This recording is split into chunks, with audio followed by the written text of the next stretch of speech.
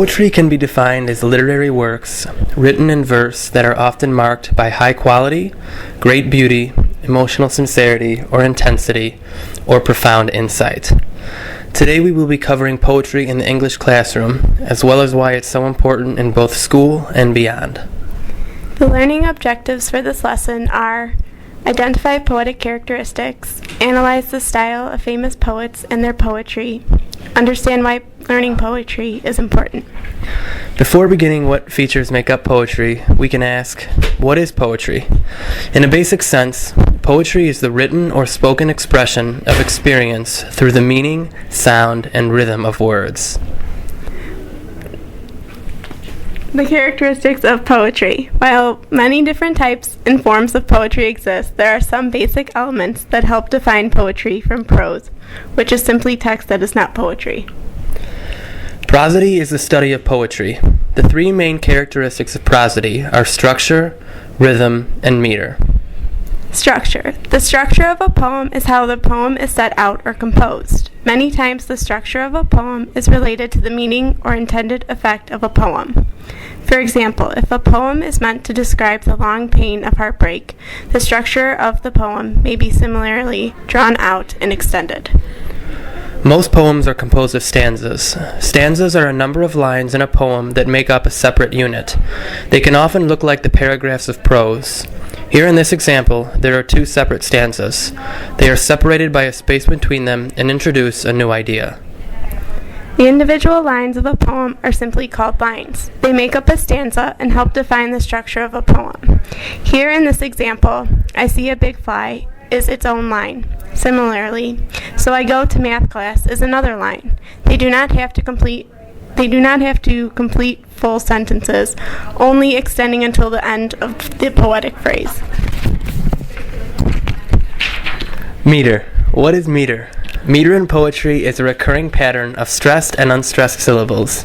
Meter helps balance the sound of a poem when spoken out loud. It is not used in all poetry, but most organized poems use some form of meter. Meter can be found in this line of poetry. Shall I compare thee to a summer's day? It is an example of iambic pentameter, meaning that it has 10 syllables, with alternating stressed and unstressed sounds. Listen closely to a line of Shakespeare's poem. Shall I compare thee to a summer's day? Do you hear the change in stresses?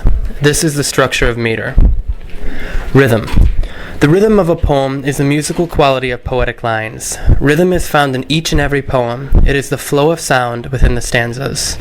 Rhythm can be created in a variety of ways in poetry. For example, in Walt Whitman's O Captain, My Captain, the repetition of captain and beat, beat, beat of the drums creates rhythm.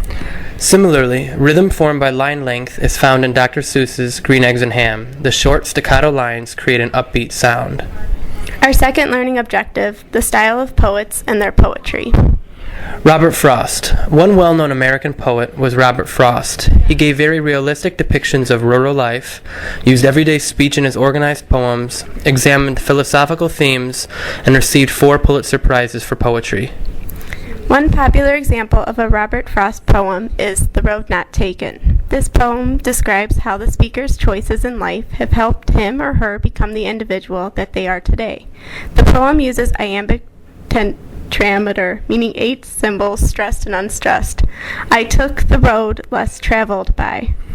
Walt Whitman. Walt Whitman has been called the great American poet, or the good gray poet. He'd often write about the life of the common man or woman, and took great pride in being an earthy, hard-working American. His famous book of poems, Leaves of Grass, is often quoted today. Walt Whitman's poems are often examples of those that do not follow a strict meter. For example, his first lines from Leaves of Grass are this: I celebrate myself and sing myself, and what I assume, you shall assume. For everything that belongs to me, as much belongs to you. Despite the lack of meter, rhythm is still found in the poem through the flow of words and sounds, the repetition of words, and the pauses of the phrases. Emily Dickinson. Emily Dickinson was a female American poet who is often nicknamed the Lady in White. She was a recluse during her life and is known for her distinct use of punctuation in her poems and her themes of death, love, and the afterlife. While she did not gain very much recognition as a poet during her lifetime, she became one of America's most beloved poets once her works were published after her death.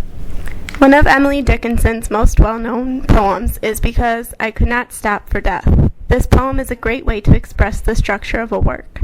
The poem is split into several stanzas, and each stanza is composed of an equal number of 4 lines. And our final objective is a question. Why is poetry important? Poetry is important because it allows us to express ourselves and communicate our thoughts to others and ideas through words. Unlike prose, poetry can use meter, rhythm, and structure to send an important message and convey emotions and inner thoughts to readers. Poetry is also important because it connects people to the world around them. Just like the famous poets we covered, many of us go through similar experiences of joy, love, pain, and loss. It is through poetry that we can share these feelings and feel connected to our teachers, students, family, friends, and others. Poetry can even be used in other subjects. Poetry can use rhythmic sound to help students memorize definitions, learn difficult vocabulary words, or remember steps to a content process. For example, in math, simple poems can be used to recall basic facts. One day the sun forgot to shine, busy adding 9 plus 9. Screamed the sun, I don't have time when I'm adding 9 plus 9. Then a girl, 9 years old, she told the sun, 9 and 9 makes 18 every time. Thank you. Thank you.